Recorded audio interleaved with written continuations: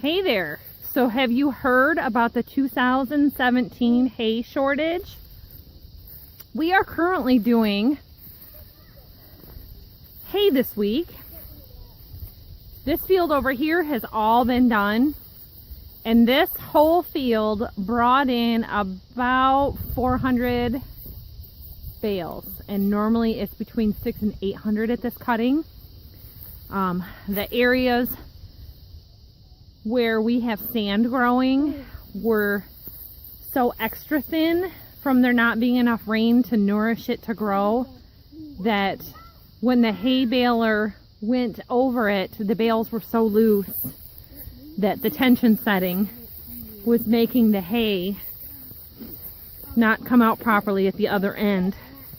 So of course we had to set those aside because they're not saleable. But he's going through this hay. We've had continuous unexpected rains, and we're just getting it put into rows. He's hay raking it right now. So this one's sat out here for a little bit, but it's still pretty nice and green. It's still very nice and soft. And it's a good horse hay because it's so grassy. And of course, you know, we feed cows, and our cows get hay. We have done really well feeding them.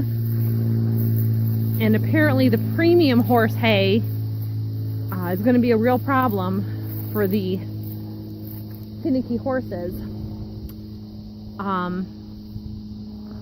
Nothing really is getting baled green in like a 3-day period in our area. So we're doing great stuff here. I was on a website called Hay Talk, and there was a man that in August in Saskatchewan, Canada, was getting his first cutting in August of this year, which was just a couple of months ago. And of course from August on there hasn't been a lot of rainfall, so you'd be lucky to get a second cutting in. This is alfalfa right here, and then we've got the different grasses growing, and then there's clover also. You can identify your clover by the 3 leaves, and this is real nice alfalfa. It is not mature enough to cut right now. It has been pretty dry, and apparently the 2017 hay season is looking at shortages all across the United States and parts of Canada. And we are getting tremendous hay in our other field. I think he said this was the Bermuda grass, and it has seed heads on it, so it's mature. And then like this one, it's actually starting to drop some seeds, and that keeps reseeding the waterway. So that's kind of a nice little thing. And sometimes it happens just while you're working. You can see like here, there's tops where either we mowed or the deer come up here and eat. They're up here every night. And then some parts of the alfalfa in another area closer to the woods, they are nibbled right, this one's dry and dead, but they nibble it right off the deer, and the grasshoppers can cause a lot of damage to that also. So anyways, that's about the hay. Oat hay is different in your regular hay because it's got real coarse stems from the mature oats. We actually were combining the oats, and then we baled everything that was left. You can leave it with the heads on and have that for nutrients, and I believe he did that in some sections because I actually found some oat heads, or maybe they were just lower. And then we had a lot of like weeds and stuff in it. So it wasn't really great for horses. It was fine for livestock. See here, I've got some oat heads. So our cows are not finicky. Yeah, this is a full oat head right here. And that's the problem what I had in my garden. I had a lot of oats growing up. So my blackberries and my raspberries are kind of a mess right now with this growing. Hey everyone, welcome back to the channel. Today I am working on unloading the stack wagon. The stack wagon can collect 105 bales out in the field, and you've seen it before. A lot of times my husband will park it, and then I'll check the weather and find out that we've got bad weather coming. So he wants to get home and get right to collecting some more hay later on today.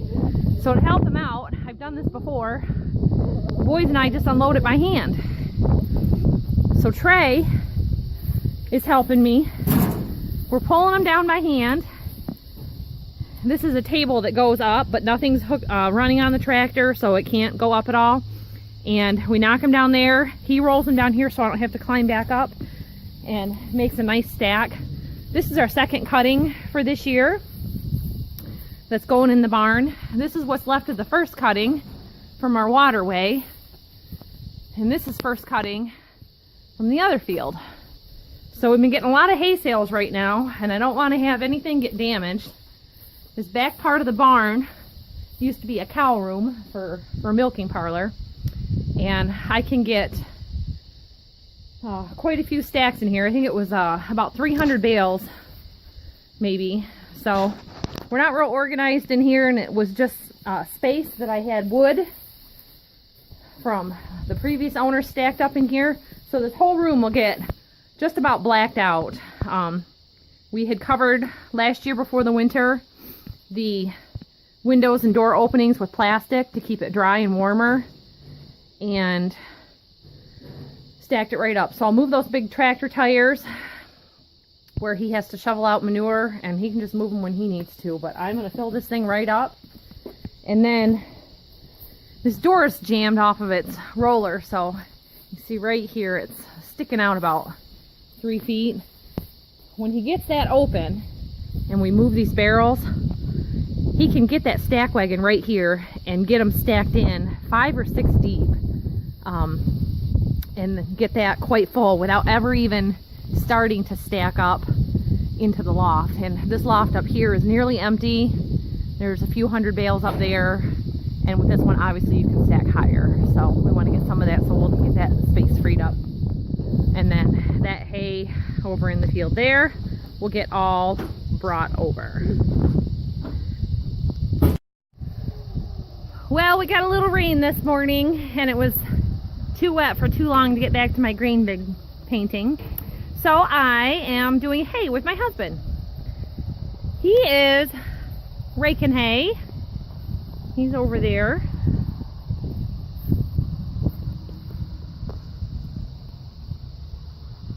And I am filling the barn.